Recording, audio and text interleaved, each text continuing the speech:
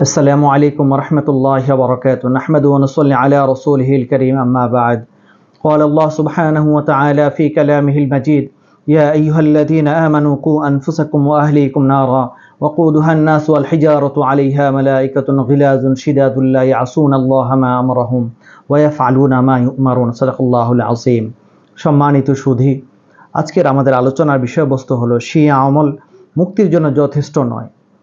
অর্থাৎ একজন মানুষ, আপনি নিজে আমল করছেন, আপনি যদি মনে করেন আমার আমলের দ্বারা আমি নিজে বেঁচে যাব, আমার পরিবার, আমার ছেলে মেয়ে, আমার আত্মীয় স্বজন, তাদের আমল তাদের কাছে, তাদের হিসাব তারাই আল্লাহ পাকের কাছে দিবে, কিন্তু এর দ্বারা আল্লাহ তাআলা আমাকে বাঁচিয়ে নেবেন, আল্লাহ তাআলা আমাকে মাফ করে দিবেন, এরকম যদি মানসিকতা থাকে তাহলে আমাদেরকে বুঝতে হবে এটা হলো আমাদের ভুল মানসিকতা। আমাদেরকে আল্লাহ পাকের আদালতের মধ্যে অপরাধী হিসাবে দাঁড়াতে হবে। জন্য কোরআন কারীমের এই আয়াতের মধ্যে আল্লাহ সুবহানাহু ওয়া তাআলা ইরশাদ করেন, ইয়া আইয়ুহাল্লাযীনা আমানু কু আনফুসাকুম ওয়া আহলিকুম নারা। ওহে যারা ঈমান এনেছো, তোমরা তোমাদেরকে আগুন থেকে বাঁচাও এবং তোমাদের পরিবারকে আগুন থেকে বাঁচাও।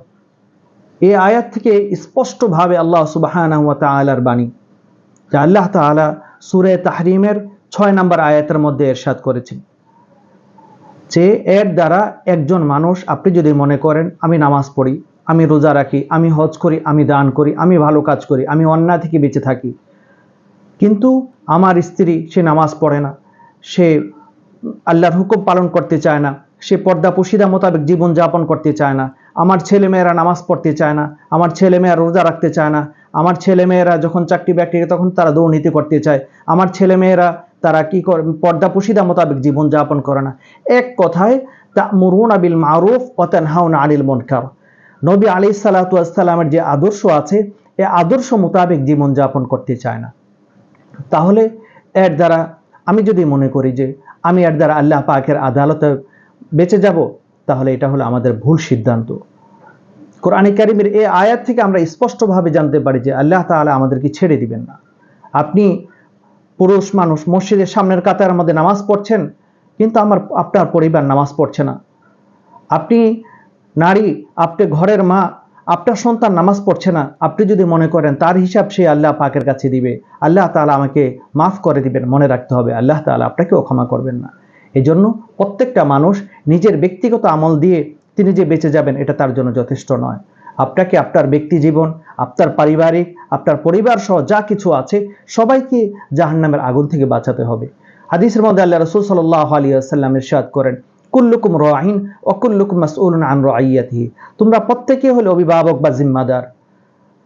প্রত্যেকটা মানুষ সে যদি মেল ফ্যাক্টরি পরিচালনা করে, মেল ফ্যাক্টরির সকল কর্মচারীর মালিক তিনি তিনার ঘরের মালিক, তিনার সন্তানের মালিক, সব কিছুর মালিক তিনি।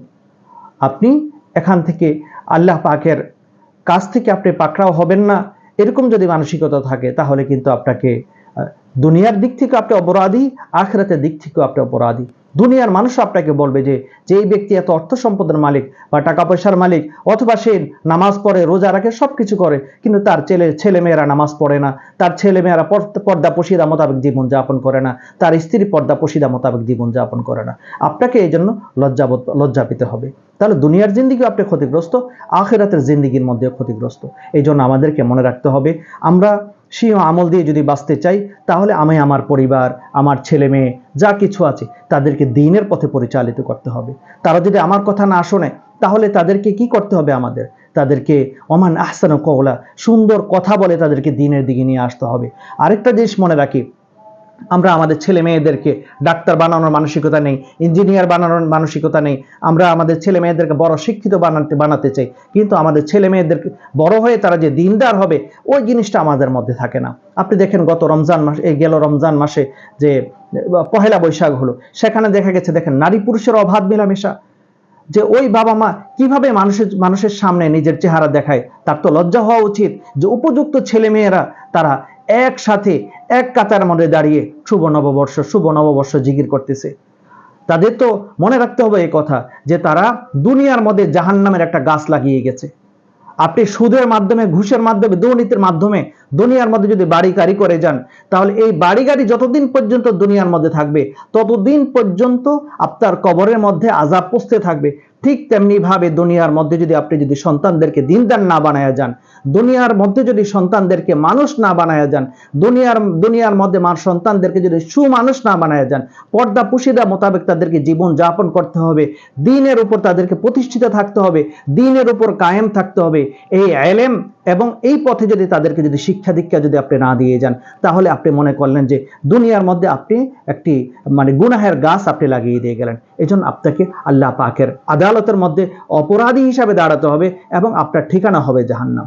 এজন্য ভাই, আমাদেরকে মনে রাখি, আমরা নিজের আমল দিয়ে যদি আমরা বাঁচতে চাই, তাহলে আমাকে আমার ব্যক্তি জিন্দিগি, আমার পারিবারিক জিন্দিগি, আমার সন্তান, আমার আত্মীয় স্বজন, তাদের সবাইকে দ্বীনের পথে পরিচালিত করতে হবে। আল্লাহ তাআলা যেমনি ভাবে বলেছেন, কু আনফুসাকুম, নিজে আগুন থেকে বাঁচো, ও আহলিকুম নারা, তোমার পরিবারকেও আগুন থেকে বাঁচাও। আল্লাহ তাআলা আমাদের সবাইকে জাহান্নামের আগুন থেকে নিজেকে বাঁচার তৌফিক দেন, নিজের পরিবারকে যাতে করে জাহান্নামের আগুন থেকে বাঁচাইতে পারি এবং তাদের সবাইকে যাতে করে দ্বীনের পথে পরিচালিত করতে পারি, আল্লাহর হুকুম মেনে তারা যাতে করে দুনিয়ার মধ্যে উঠবস করতে পারে, আল্লাহকে এক আল্লাহ বলে, রবকে রব বলে স্বীকার করে, নবীকে নবী আলাইহিস সালাতু ওয়াস সালামের আদর্শ মেনে নবীকে নবীর উম্মত দাবি করতে পারে।